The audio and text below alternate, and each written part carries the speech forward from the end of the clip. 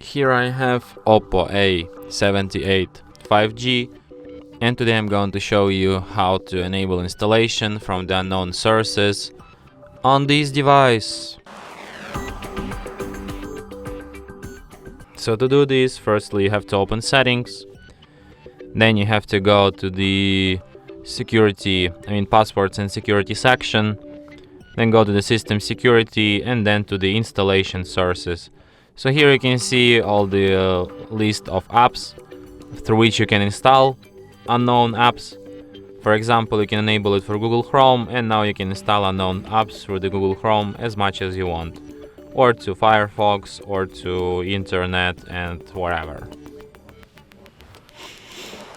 And that's it. Thanks for watching. If you find this tutorial useful, don't forget to hit that like button and subscribe to our channel.